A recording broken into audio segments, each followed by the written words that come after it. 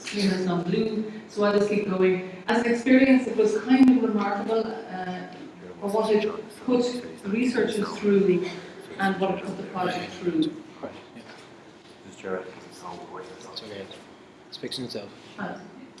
So we had a team of researchers and we decided to locate ourselves in public, and we decided to do all our work all day long in public. And Limerick City Art Gallery very bravely and graciously just offered to host us. And as you know, that's located in the city centre, and so people would come in and would look at us, and we would try to do our work, and then they might contribute, and they would go off again. So we would gathered up inputs in that way.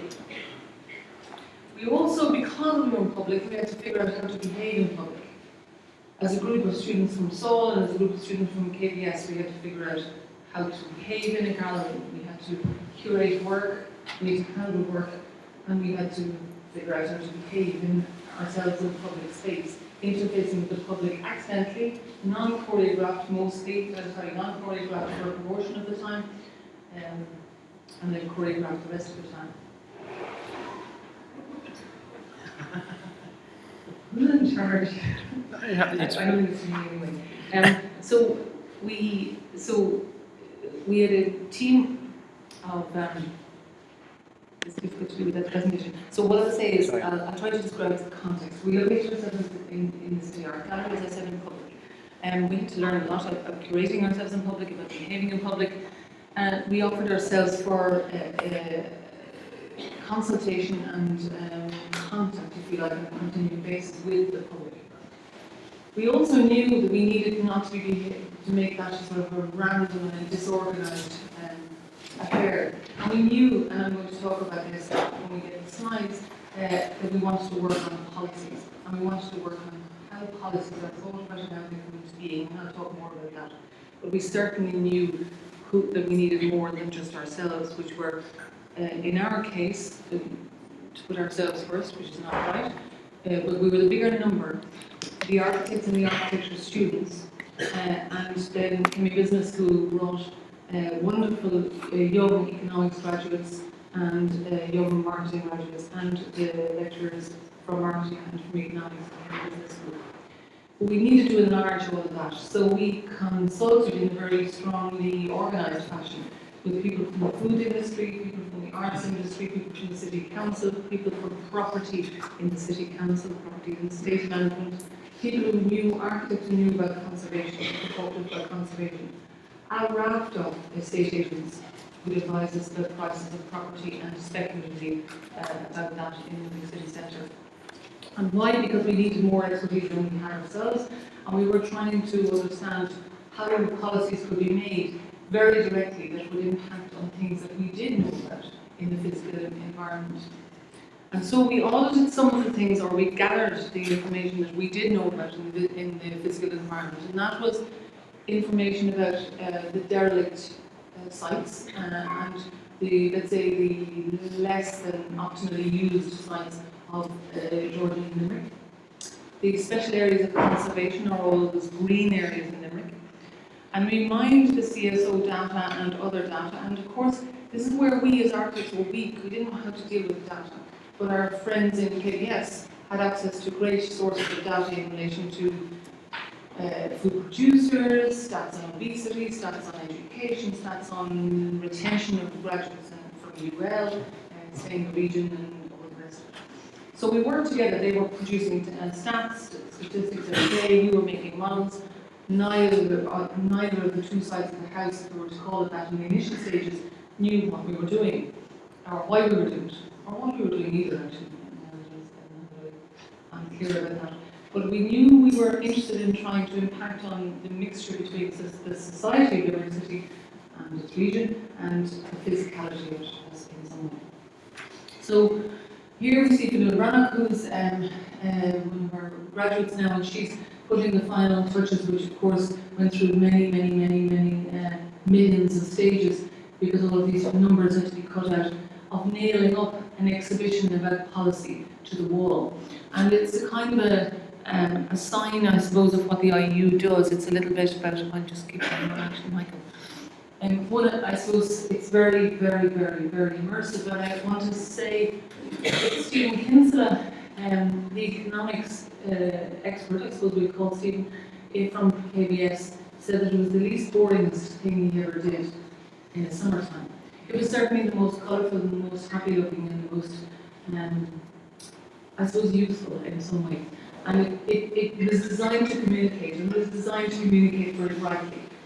So we were trying, as architects, to try to figure out how to communicate differently as well with people, and how to communicate policy differently as well. So we keep going, might just cycle through these, and just to show you that. So they are all young architecture graduates. Here we see Adele, who's the head of innovation at that point in Limerick City, Stephen Kinsella, economics, Anne-Marie Ryan, Dr. Anne-Marie Ryan from marketing in Limerick Business School. You know these two people here. We see the lady who was at the time of head, and she may still be the head of the Limerick Chamber of Commerce, some Saul graduates, and here a lovely mix actually of Saul graduates and marketing and economics graduates, so a nice mix of people who did know what they were doing and knew how to present it, I suppose. And on we go. So we made this huge exhibition with some people who are now returning here still in the room. And here we see architects who care about this head of the School of Architecture, a businessman who has a lot to say to us about why he chose to site his business in the Limerick City Centre, I suppose, out on a campus, and what he needed in making those choices and why he did that. And he was a very, very generous partner to us. He wasn't paid, he wasn't funding for this, but he chose to give us the benefit of his knowledge about these choices and how we would be making. And two people from the economics side of Kimmy Business School background. So a very interesting mix of people, depending on which way you look in the room. Sometimes they're food producers, sometimes they're businessmen trying to make decisions, sometimes they're in the arts in Limerick. It's across a wide church, if you like. Again, Michael, thanks very much for this. And as I said earlier, we need to learn how to behave in public. And as you can see, we're handling the Fionnuala again, and I'm not sure who's behind, is handling a very big piece which is destined to go into an exhibition, which cost money to produce and which was sent to a commercial printer. So the students are interfacing with commercial printers to produce something to a deadline for a big amount of money. And they have to learn to use white gloves to handle artwork in an art environment, and they have to learn to hang things properly in an art environment. And that wasn't there, I remember, on the first day when dog-eared things were made, and we had to learn how to do that, and that's an important thing. And then the logistics of getting big things from here, because you'll all recognise here, into the city, intact and not getting damaged and still hung on the wall, whilst those big things cost, several hundred euros. And on we go.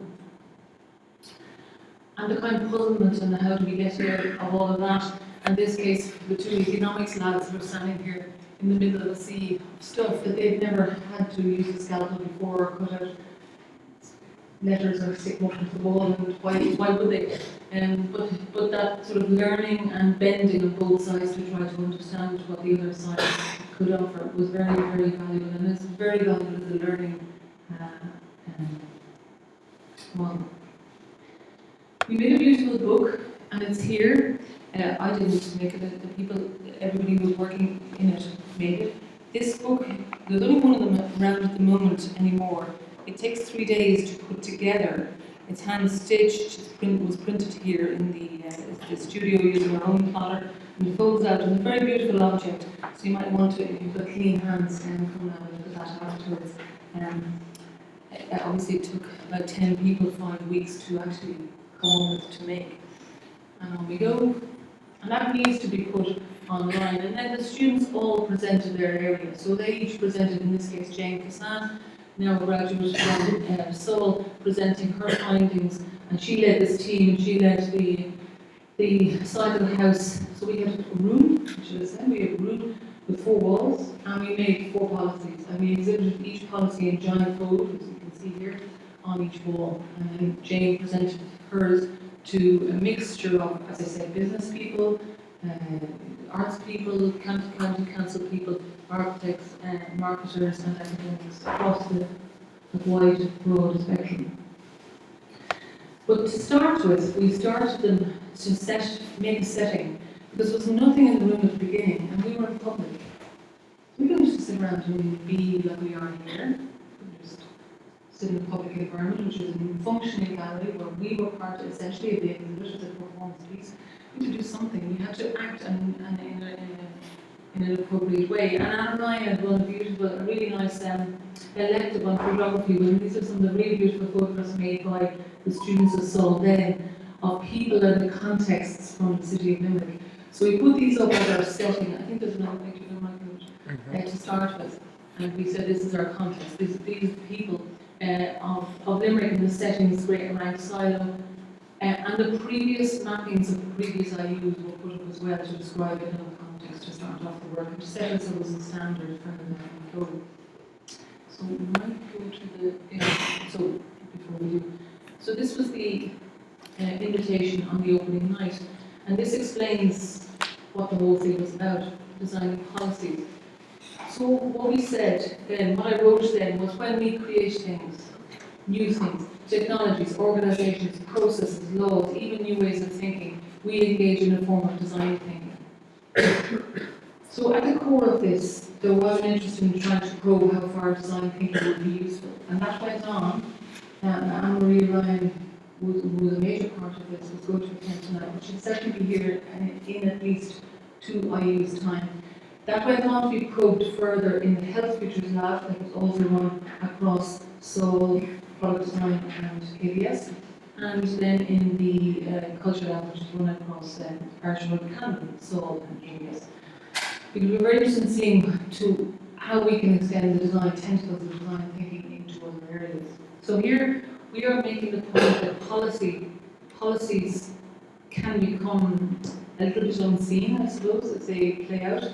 So design is not just for products sold in the market, we design policies, and then people have to live within these policies. We design policies to make roads go to, for instance, the north or the south of this campus, and then something happens as a result of that. Something happens to the people, to their living patterns, to their commuting patterns, and something happens, of course, to the land, to the flooding, to the wildlife, to the lighting on that land, to production of food, and to all of these things. So there are consequences for every piece of design, and there are consequences from every policy.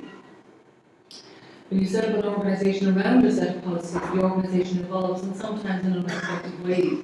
And left alone long enough, and left to develop itself, you might not even know what the policy was anymore, what its structure or its architecture was. It can become very complex indeed. So in our research project, we wanted to try to pick apart the challenges and the potentials of Limerick City, bring design thinking to them and recognise the interface that was necessary between the market, let's say on one hand, the city and its governance structures, and the physicality of the city itself. So that's the end of the introduction of what it felt like and what had happened and what we were trying to do. And now what I'm going to do is just bring you briefly, I think, through the book, Michael, if we can do that. Yep. And I'll have to scroll it probably myself, actually. Yeah. Or, yeah, I think just one. Do. See, yeah. So,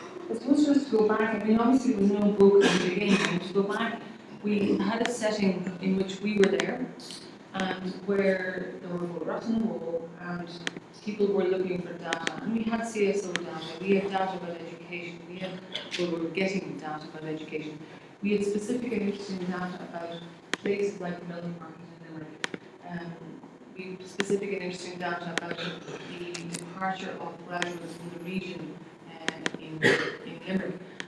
We had specific and interesting data about Jordan, Limerick, and these kinds of places. So we tried to match these bits of data with each other. But they were coming out, essentially just coming out from people knowing about something and following up a hunch all of the time. And going deeper and deeper to try to find a policy that backed it. And eventually we decided that we could narrow on trying to see if we could design 4 policies for the purposes of this research project to see what they would look like if they were to bring together a number of different players. And they became about, if we go to even this page of contents next, Michael, they became about food, about education, about Georgian Limerick, and about the green spaces in Limerick. So if we go on, first we have the process where we had people were coming into the space every day. We had to keep our curated space. We had to have things on the floor and things on the wall. We were trying to explain things that were probably from the past. We were trying to go forward. We didn't know where we were going. So there's all of that's happening. We were trying to manage that kind of space. And then we go on again. We also ran a crit every single week. And in the crit we just showed each other on a wall in public what we had found. And we made drawings for that week ahead of time. Drawings of the number of people that were unemployed, drawings of the number of buildings that we could map that were derelict. So again, we didn't know what this was all leading to, and we had to try to make it presentable, and people would drop in, and we would invite people to come each week. And those people became an absolutely core part of the process. And actually, Michael, I'm going to ask you to just go to the very last page, actually, in terms of that point. Maybe that's very hard to do. So if we can make this a little bit bigger, I want to just take a moment to highlight all of the types of people who are involved in this. Is that good enough for you to see them? Can you read the names on that? Yeah. No, can you read the names and make that bigger? So the first person is Ali Graham. It's not on my screen now. I can't see any better than you. Who's Limerick City Architect. The second person, I am not sure who it is, so this is not going to work actually. But anyway,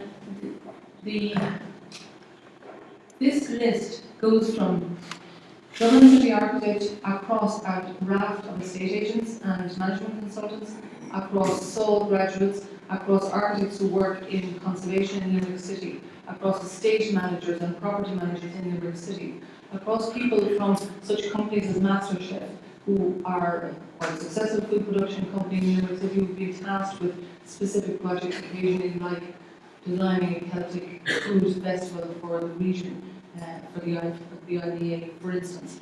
Across people who were directors then of Limerick City Culture 2014, across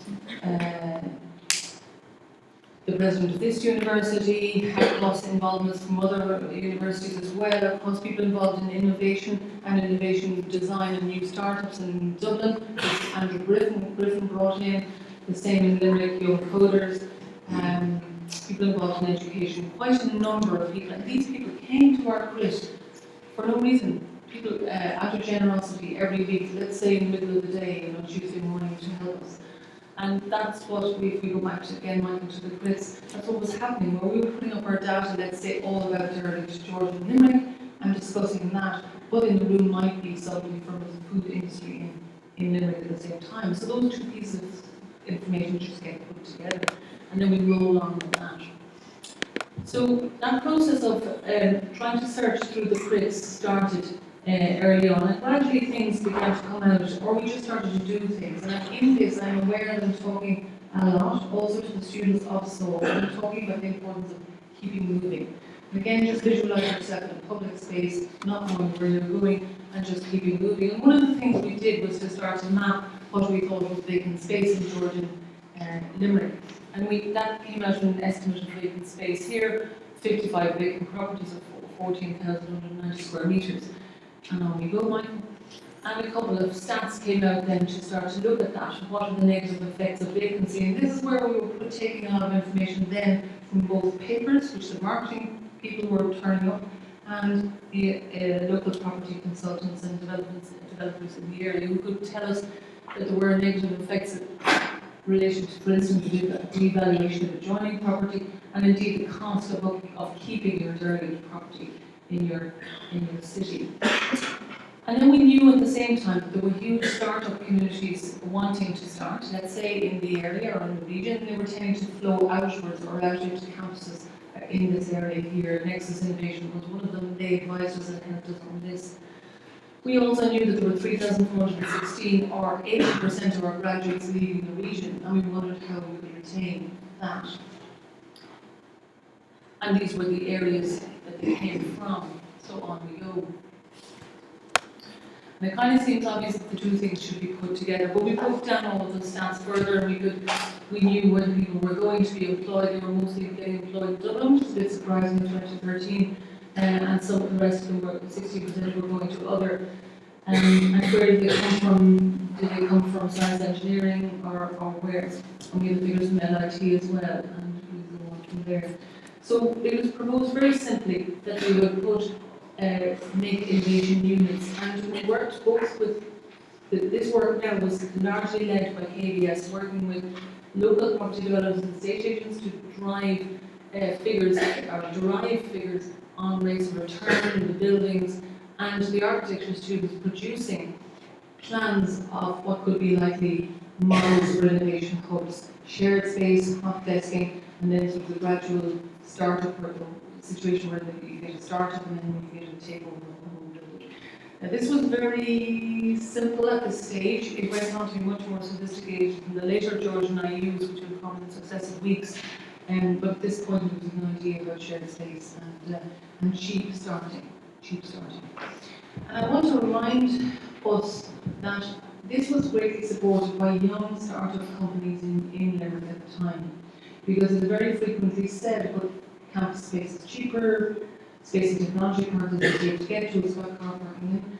I have to say that again and again the word came back from either young startups from Dublin or indeed Copenhagen, and we brought somebody from Copenhagen to talk to us at least on Skype, and here in the city, that they are there in the city, that they wanted to work in the city. And then that started to feed the other project about, well, what would you want in such a city? If people want to work and live in the city, well, what else can you offer? So the two projects began to feed themselves, at least in the minds, I would argue, of the designers as well, but they were very much there in the minds of the business cohort who were advising us as well. And I think this is interesting. A lot of positive push was coming, and positive ideas were coming from the business cohort, and then we were working with them. Probably the institutional response was more passive, perhaps, is what to say. Okay, we'll go on with it. And the next idea, which did a lot of work was done on this by Anne-Marie Ryan and her team from marketing. She was particularly interested in it as well, and it's a really, really lovely piece of work. And this was around noticing very simply, actually, and very almost a childlike simplicity where Limerick is. So Limerick, to remind us all, is beside Kerry and Tipperary and Clare. And these are all rich of different types, rural environments. And Limerick itself is in this fabulous position of actually having quite a strong food culture that nobody but us in Limerick know about. And so we don't have the famous sort of food culture of West Cork or the famous food culture of the Dingle area, let's say, or other communities today and other areas which have sold themselves very well in food culture. So we started to map this, maybe Michael will see if we can get some other maps that are a little bit clearer and go on. There's a huge amount of work done on this, but the starting point was, let me just go on again, probably go back. So to the first one, I can start there. Yeah, this was the first map, and what it is this sort of a stylized square or rectangular thing of the roof of the milk market. So the milk market in Limerick is very well known and very well loved by Limerick people and a bit beyond. And we worked with the milk market management on this, and and the traders, and we listed all of the traders' names here, and we also listed all of the other food-related traders who have a relationship with them in some way in the Limerick City Centre. And then we enlarged out, and we went to map that in the city, not this one, which is on again, you might find it here. So we're seeing the mapping between Zest or the Corrigal pub, and here the milk market itself, and the Polyton, and various places. So we began to just map them in space and say, well, what if these guys were a network who signed up to and agreed a concept around food network in Limerick? And then we went to look at why people bought their food in the milk market. So a lot of very good data was done on this, and we can read this more clearly in the subsequent slide, but not now. But it says that people would pay more if they thought food was locally sourced. They would pay more if they thought it was organic. They would pay more if they thought it was supporting the local business. And facts like that. And so when does choice come into play, and when do people choose to pay more? And we also mapped how many people were working in the food industry in the region.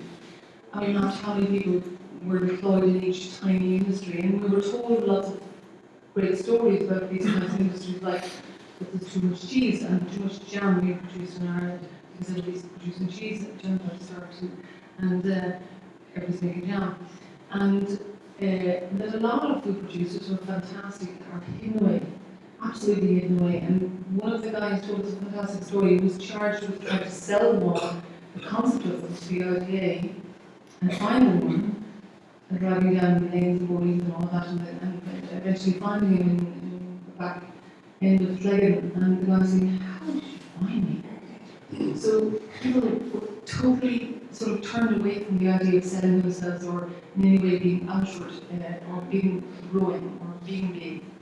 And we had a bit of a debate about whether you really do want small producers to ever be facing a big production kind of scenario. And of course, I don't know anything like that because I'm not a business person, but there was an instinct that a lot of people had about it. And some people, of course, do want to grow and become very big and sell their business on, and other people want to stay in some other fashion. And we have models that were very interesting, like the Burren Eco Park is a very interesting model which does value a smaller scale of connectedness to the local landscape. So I'm really did a lot of very, very good work on these kinds of dynamics. And then we tried to design an idea about a quality mark and about a van that would do a run and about connecting people with transportation to get the fresh produce into the city every day.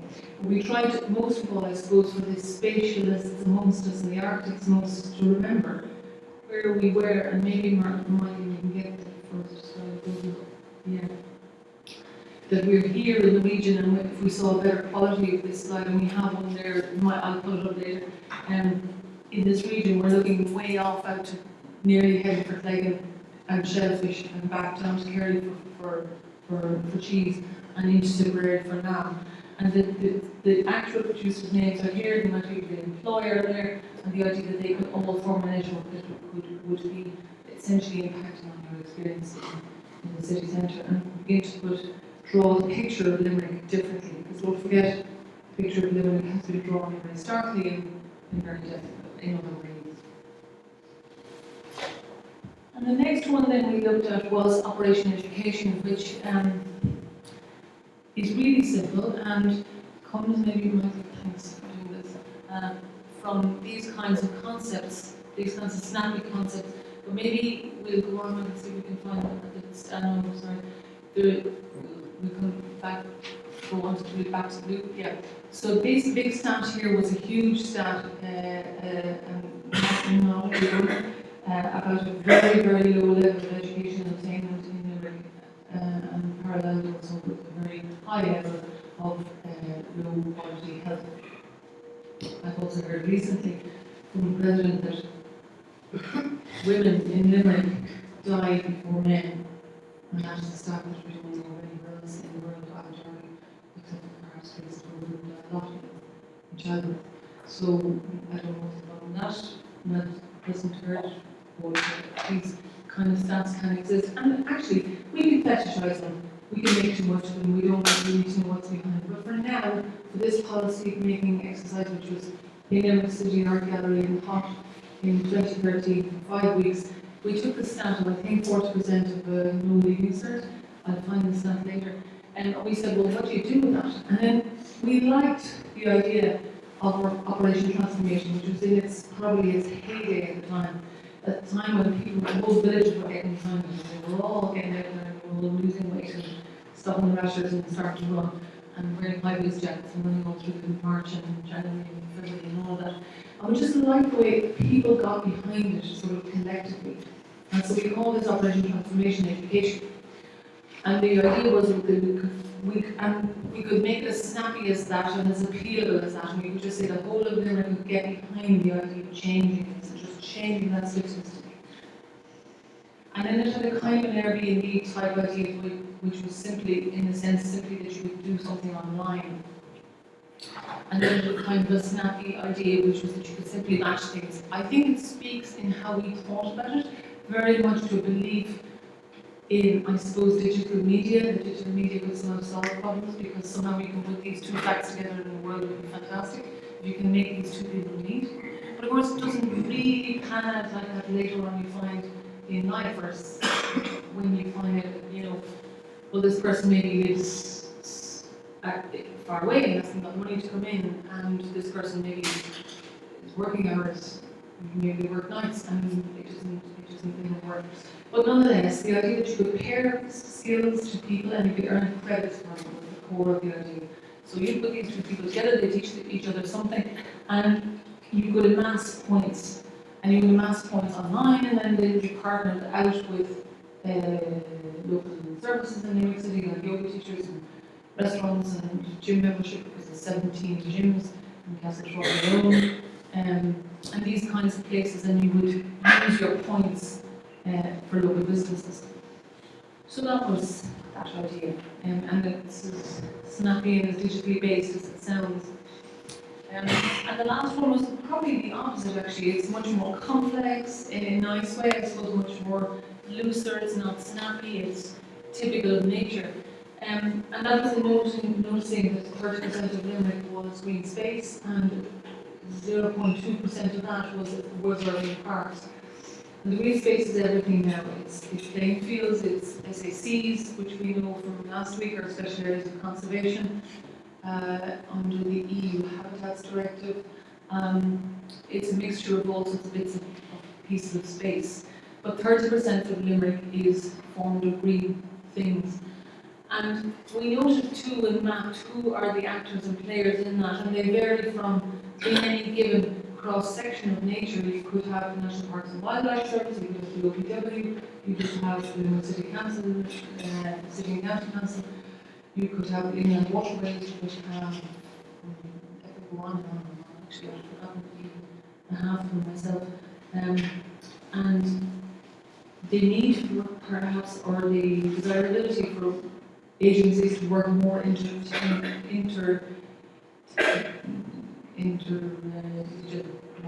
suppose, is these ways, across a number of policies that would have, and this is what this diagram shows, I have no idea if you can read it clearly, it might be even back front, but a diagram that shows health benefits, that shows social benefits, and that shows, I suppose, those kinds of what are often called soft gains in the city. But I want to say, and maybe go on and we just see what we've got as an image coming up. I want to say that the possibility of this being a good idea was really being pushed from the business cohort again.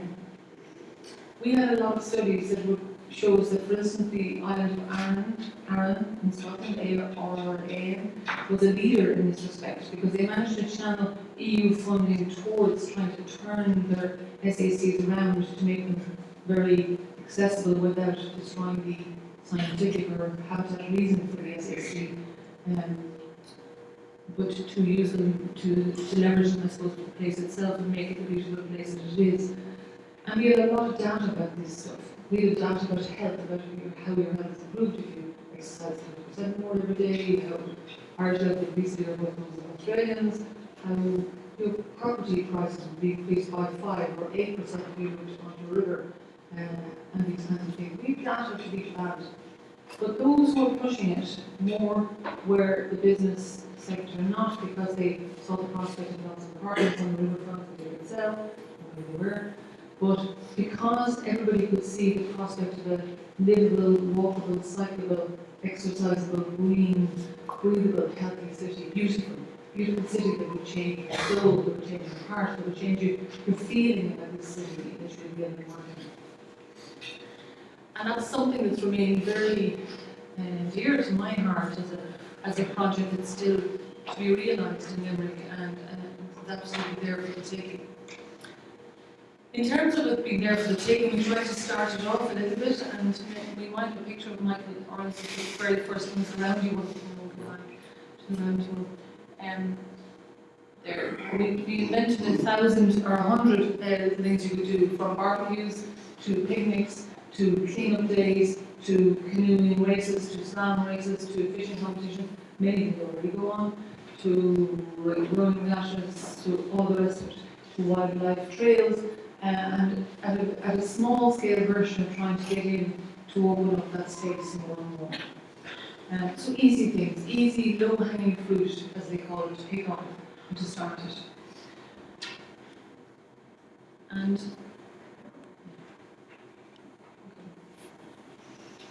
so we made all of these policies into some form of something we wanted to communicate, and we put every single one of them on a wall. So the Innovation Campus, very simply saying, Limerick is turning its back on its greatest asset, it's Georgian core, let's reignite it.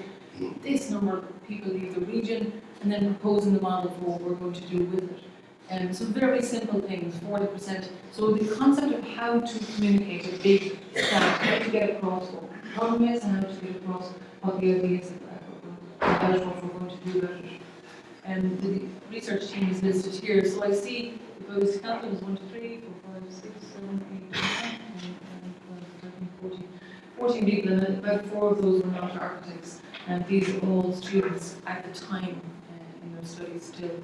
And there's probably 5 or 6 of us involved around it. So everybody trying to, this girl is a marketing student, so they're painted big, and we had to talk and discuss amongst us how we were going to match the colours, painting a big stripe on the wall, and then a crazy decision was made, not by the students, to make all of the letters be cut out letters and stuck onto the wall, which resulted in students spending hours and days and nights and hours cutting out all of the letters and sticking them onto the wall. But it looked great. And as I said before, then we have this huge list of people who've become very much part of it. I think this thank you that we all feel in the IU, that the IU draws from a very wide spectrum of people, is very, very important. So that's the summary of it. Now I have a little bit of just of detail on 1 or 2 of the areas. If we just very quickly would show it, I might go into even the Michael. Yep, which do you want? Good.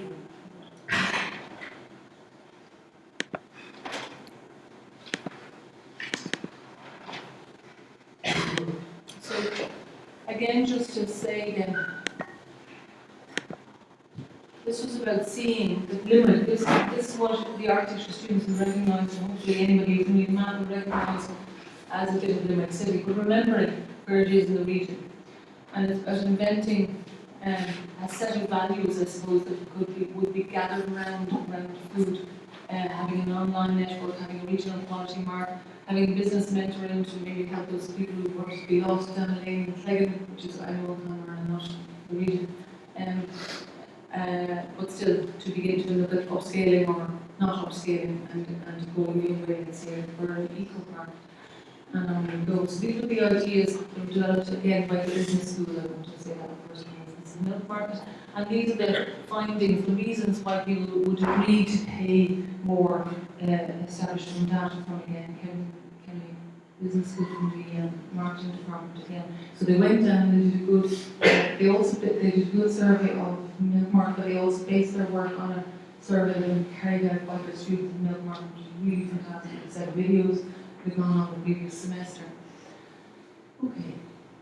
And mapping and talking to everybody there, and where did they get their food and where did they come from, when did they come in the morning, what were the problems, and the problems were diesel and vans breaking down and not being able to afford it, and spoilage of good food and these kinds of problems.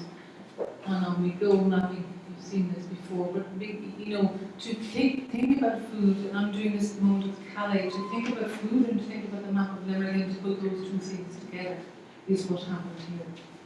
And to realise the quantity of them in the small city centre and the intensity of that could become something, and they could be connected. And then to move them and map them out to, can you see that actually, still at the quality unit, in the various versions, floating around that and the quality. today?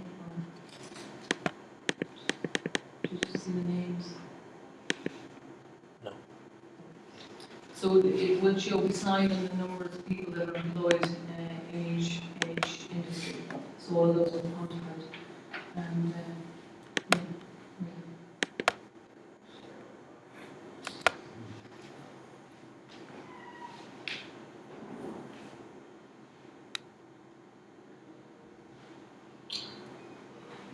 Okay. I might leave it at that and just open to the floor for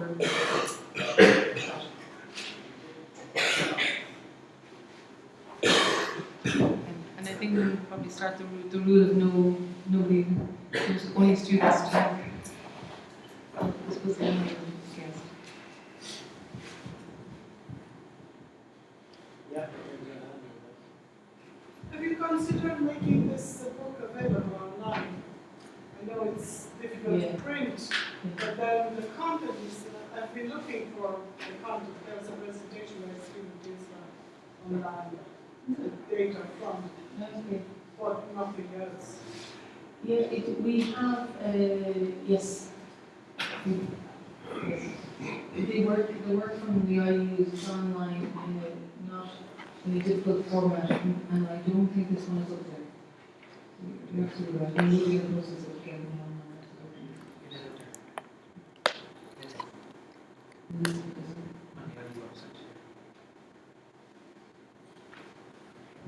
It seems to be heavy reliance on data Mm. for the research. And I'm wondering, the question of how the data is designed. Did that ever come into question? How the data is gathered, what questions are asked, ascertain what the data is, and how that cognitive difference then that has on the ultimate design of the policy, and also a further question about how the architecture, I presume, seems to come across much data being used in the process of design of spaces in solved. I wonder, is there such data available, or is that something that's coming down the line for architects to use? It's funny to be considering that in that question in the time of fake news and the quality and status of information is somewhat under threat, under question, I think, or completely perhaps under threat, question, I think. And we know, of course, that data. So what happened here? Just to answer your question more directly about how data is collected, where we were probably the architect, we were relying to some extent on experts, but to some extent one is always working with one's interests and what one knows what we push forward. So we knew about Georgian Limerick's suboptimal performance and use, so we must work on it. We knew about the SAC, and we knew that there were questions around, actually, let me say, I think this is an interesting point, at least I want to make this point. You are aware of context, and of course, this is 4 years ago now, so I'm trying to recall the context. But one of the contexts I can recall is that there was an increasing push, which is odd, into 2013, that we should build more in the SAC, more housing. Was that call was there a lot. And I personally thought that we should look at the SACs as a school architecture and begin to quantify the kind of where and what and all of that. So, and it's not to say that resulting policy is a resulting policy, actually it's just a collection of things that were put together in 5 weeks. But I would say, what I'm saying is that your interests will very much dictate where you go with the project. And in this situation, we would have probably selected or cherry-picked 2 or 3 pieces of data that fitted with the thing we wanted to study and moved forward with that. I'm not so sure that the world is so variable that is not a process. It's as long as you know, there's other people will talk better about the statistician, they talk much more intelligent about data and meaning, for sure. And we can talk about measuring things, and physical measurements and the amounts of lot work and budgets. Can we down to it? We're not expert. But to answer Alan's question, is it not the design policy or design buildings? It's not about designing buildings. It's about designing policy in a way this is not fair to with architects, business, marketing to design something that isn't actually spatial. It is spatial in the environment sense, but it's not driven by building. And I think that's the beauty of this. I do understand that. And actually, my question was a bit more in reverse to that, which what I was trying to get at was the designing of the data gathering rather than what comes from the data. You know, I'm just wondering, is there a speciality, or is there a further question about how the data is actually achieved in terms of designing questions that deliver the data? And that arises, well, I think it's a very good point to raise actually in the School of Architecture. It's a very good point to raise in the School of Architecture because earlier, just 2 seconds, can I just make a point here about this? Only just in relation to mapping, because it's very, so for instance, in mapping Calais at the moment, I'm really amazed by how different people have different mappings of it, different experiences of it, different memories of how things were, and how indeed my own memory is fake and bad and patchy and all the rest of it. So the subjectivity around data and data gathering and all of that is certainly very relevant for the School of Architecture and for mapping, particularly that would be a very obvious thing we could do know. It's more to say it. And likewise, mapping all the so-called vacant properties here, we know, that as a version, as an estimate.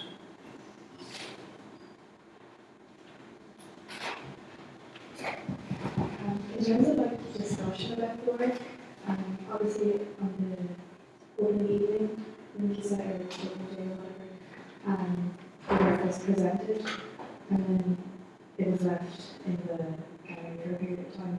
But was there much like public discussion about that, or people did they just kind of view it as an art piece, or was it kind of engaged with in any other real way? It didn't stay for long enough. It wasn't there for very long. We had a slot. There was a good discussion on the day. Probably the more interesting discussion happened with the crits all the way up, actually. Because people sometimes come in and they might be French tourists, or they might be a family. It was the summer. They might be a family on their holidays, and they went to the City Art Gallery, and they just suddenly ended up with it. There was also version 2 where we ran workshops for school to try to get some ideas generated that way. I think people encounter it as these art as an installation. Do you think maybe that's the problem of that specifically it was in an art gallery and not somewhere that other culture grant quite often? Like I would go to the art gallery on a daily basis, or like it's not something that I encounter typically when I go to the shop. So a supermarket would be more frequent. So just for instance, the way we had the exhibition in a shop, well, let's suppose a shop last May, Oh yeah. it was a lot more public, Yeah. and maybe more people would engage with it if it was in a more public crowd. Absolutely. I think there was another piece to this that actually Helen Carey, the director of the University Art Gallery, will speak to much more profoundly, because she gave much more thought than I, which is about extending the gallery's behaviour and how it interacts. There were people working in it. That was certainly very unusual and peculiar that we were working, we were doing double work, and we weren't a performance piece working. We weren't wiping the floor over and over and over again, and video, it was, and we were actually trying to figure out something. That was peculiar and good.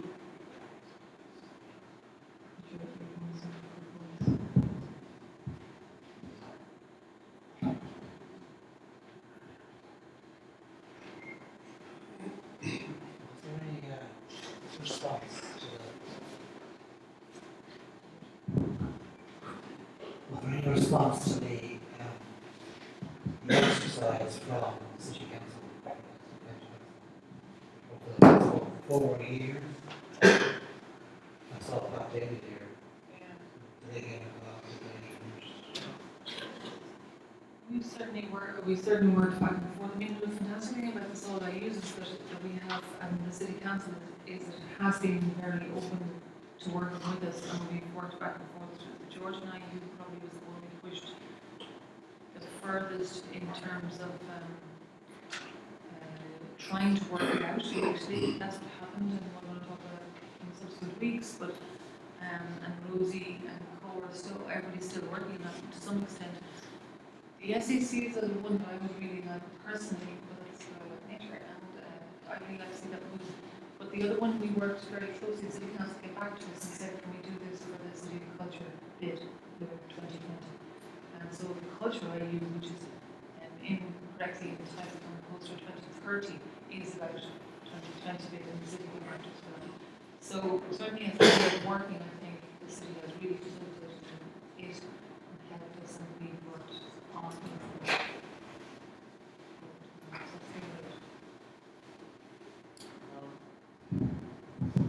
I mean, I suppose I remember the discussion and I thought it was relatively very useful and wonderful about it. It's not the kind of thing which architects often do. And in a way, it's a diffusion of this information is another phase of that work. I mean, okay, it's been done in an gallery, it's public, so that's great, and the document is there, it can be used. And here I have in mind some students in the second and third year, and we will talk about this tomorrow. But just looking at the figure, for instance, I look on the screen and I see 78 artists and producers, and then I see a very large amount of money next to it, and so immediately I start to have thoughts about how those two figures can fit together, etc. In other words, we have those figures and we are in a way at the beginning. It is not a process which can be described as being employment rival, and that's what's interesting about it.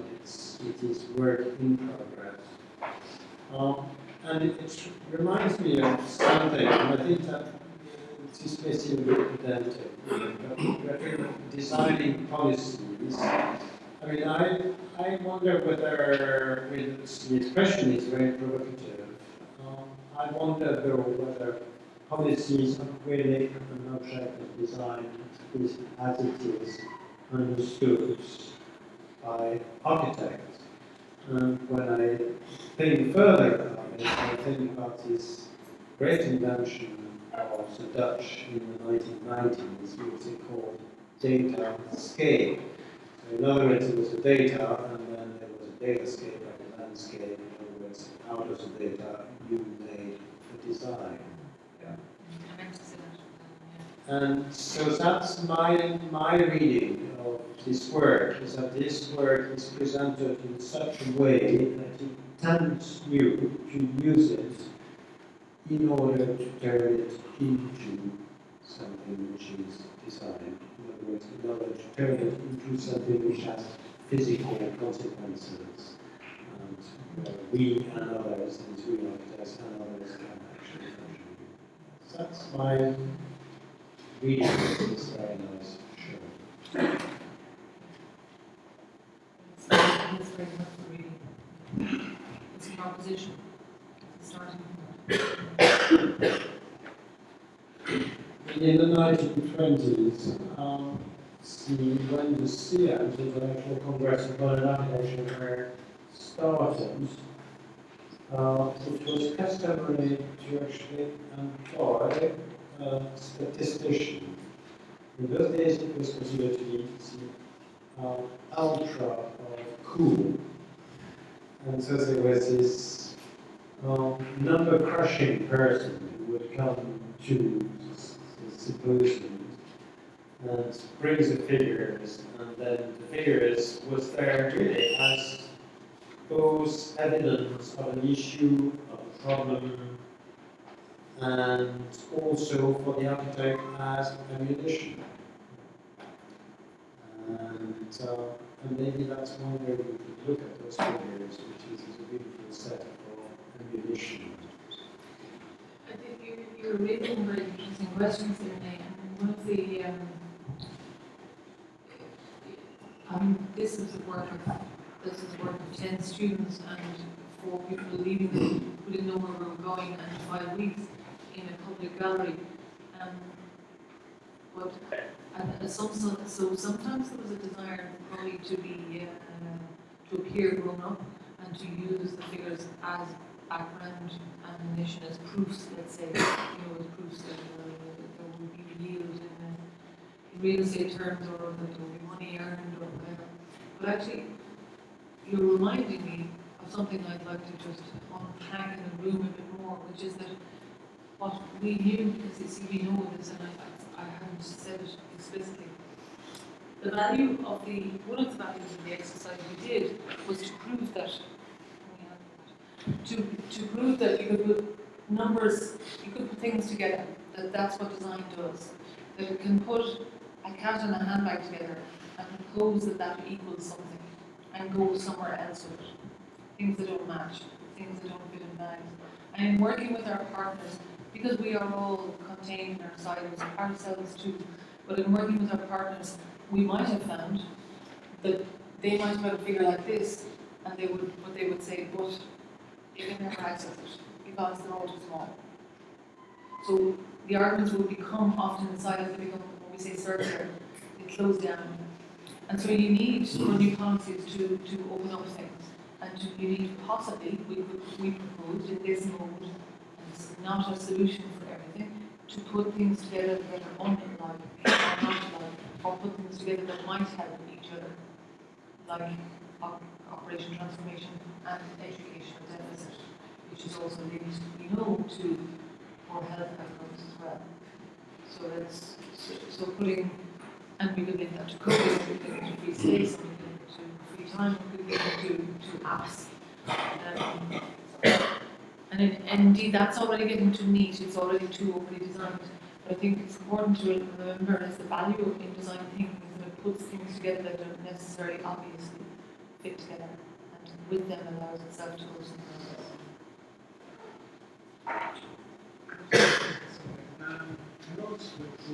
Just a sec, just use the mic, because otherwise nobody can. I noticed that the question that you asked of the customer, that was all about the rationale of why you buy the food. One thing I did notice that was missing was where would you buy your food? Like, did they have a preference? Well, maybe it's coming from an architectural standpoint, but what parts of the city might they have interest in that? If you ever think of asking that question? This survey was only in the milk market of people who had already decided to go to the milk market for artisan produced food, or indeed you want to buy artisan produced food there too. So it's in more specifically that if you've already made that choice to drive in, walk in, or make a bigger effort and just get everything in the middle of reality, why have you made that? And that concept of purchase has a word in marketing, let's say in business, that it's, I don't know what it's called, choosing price or something like that. When do you make the extra effort?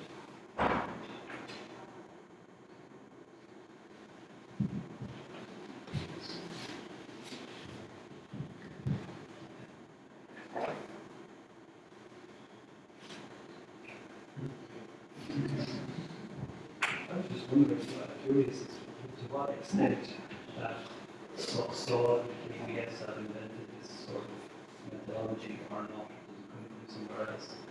And are there powers that we make the decisions to use this kind of methodology of putting things together that don't necessarily go together?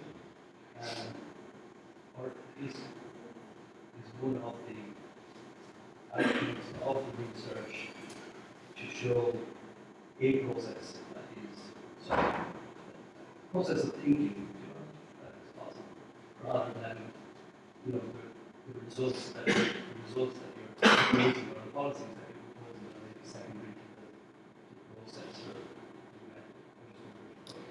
It's a really good question, because I think one of the things, the dangers in it is to, if you start to name the process, if you start to overly define it, you kill it, and you can't do that. You can't, so you can't kill it, obviously, but you can't overly name it, because that will kill it. And there has been, in some supply years, an attempt, or projects, not I use it, an attempt to try to define and own what the process that went on here was. And really, it was no more than a set of people who met on a road one day, you know, and one had a bag, and one was the other had a bag. You know, it is as circumstantial as that. And that is how I think things are created, and that's where creativity resides. And we were bringing creativity to this field, I suppose, as well. I really welcome having an opportunity to discuss this area. Some other times people try to write down on Word documents actually how you do this, and you do it instead because it's not it would depend on personalities, it would depend on that, it would depend on what the zeitgeist was in the news and at the time. Now that's not how you write education policies, it's not how you design policies, but that's it is how you harness creativity towards an end. You can put other checks and balances and such as that. So really good point you're making, putting range there, you can't overly contain it. Conversely, it is not, and it's really important when we're trying to communicate with people who are not in the creative world all day.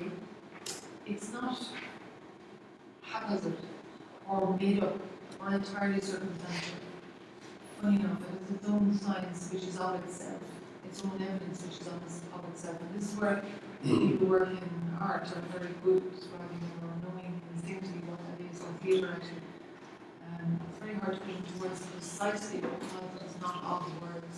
It's a way of putting things together so that they can hear in a new way to you.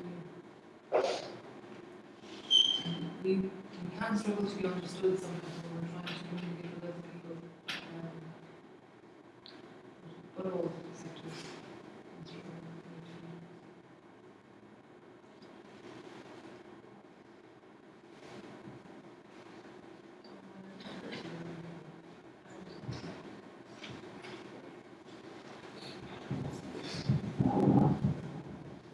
I think I'm just repeating everything, but trying to make sense, and having seen the project in that summit, and recognizing how important it was, particularly the food and the education ones, although all of it really, as you know, an outed milk market person, I really resonated with that. But it would be interesting to try to look at a comparative approach, and maybe sociologists can help here, something about the sociology of policy making. What's the qualitative difference in the producing of policy between policy made by traditional policy making paths or avenues and what happened here? In you know, because designing policy, of course, works two ways. It's designing something called policy, but it's also policy which is designing. And what was the qualitative difference of what was done that summer in the production of policy? Does one end up with better, sharper, more radical, more holistic policy? Is there a qualitative change? We can talk about it anecdotally, but I wonder, is there any way to, I'm the last person to talk about measuring. But it just, I'm intrigued. Because this is such an important intervention in the making of policy, and going from the building to the designing of policy. I just don't know where I'm going with that. Would be interesting to know what you thought about it. No, I mean, can I say what I'm more aware of is the lack of take-up of successive waves of ideas that have been produced in this space and in other spaces, and the need to invent. So there were many things going on in those 5 weeks, and one of the other things was actually this is more personal to I was trying to communicate louder, harder, clearer, make sure ideas didn't get lost again. So hence the huge big numbers and the huge big colours, and although I think that can matter, I'm not sure. Anyway, the point was we were trying to find new rules to really make sure we communicated and feel really point that's last about that. But there is a feeling that all the there is a general acceptance, I would say, amongst policymakers and decision makers by and large, that all the top of the art galleries and theatres and schools of creativity of many sorts can be disregarded. And we haven't gotten over that, yes, we haven't managed to change that. I mean, not just us haven't. Folks haven't generally, and it's not until you can take to the streets. So look at that and inertia and slowness for things to change are factors too. Crisis comes change, and that hasn't been. We haven't had, it would seem, sufficiently deep crises for there to be sufficient change in that respect.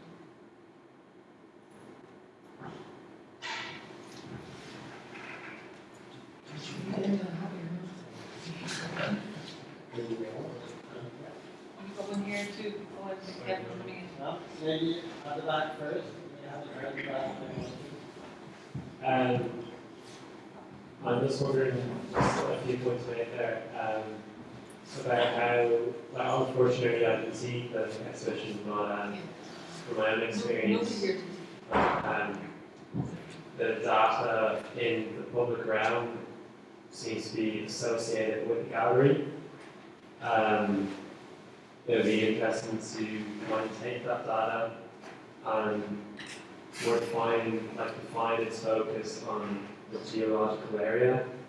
So I think it might be interesting in the future, maybe I don't know if this is possible, but to take the data and choose site-specific areas. And then in the sense you don't have people that are cherry picking themselves, whether, I want to go to this exhibition or not. I think you said about how to behave in public. What if we just brought the data to the public and presented it to them on the facades of buildings or such and such on the streets, and let them take in that information and relate that to their area? And I think that might be kind of an interesting idea for the future.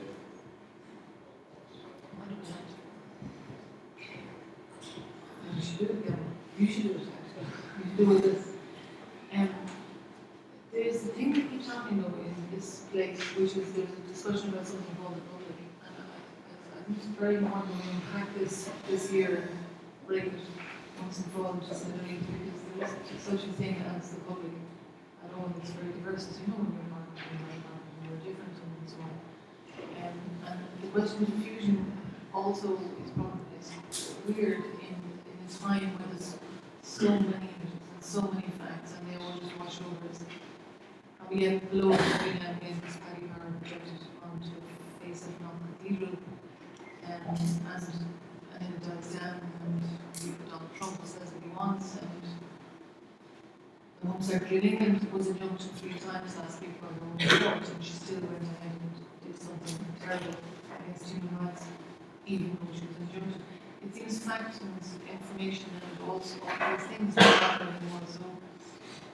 So we need to think really hard about how do we capture different people. But one thing we do know now, and they know in sociology, we as architects don't respect it enough. We speak with their community as if that was a thing, and the public as if that was a thing. And it isn't. We know that there are women, and amongst those women there are all kinds of religions, of all kinds of educational opportunities and backgrounds, of all kinds of community backgrounds, of all kinds of eating patterns of all kinds of hairstyles, and all kinds of stages of health and wealth and fight and go on breaking it down. It's just one. So we need to become much more nuanced about that, because all of the most, I would say, all of the other disciplines in the university are, they understand that community and public are more nuanced now. If only sometimes for the purpose of targeting them for a study. Obviously, you're only going to study gynecology related to women, you're not going to study related to men. You're only going to sell certain kinds of things to certain kinds of women. So, so it can be quite a cynical reason or quite a pragmatic reason. Certainly, the understanding of community and public people is far more nuanced than architects tend to work with. And it's a high time we start doing that. That's what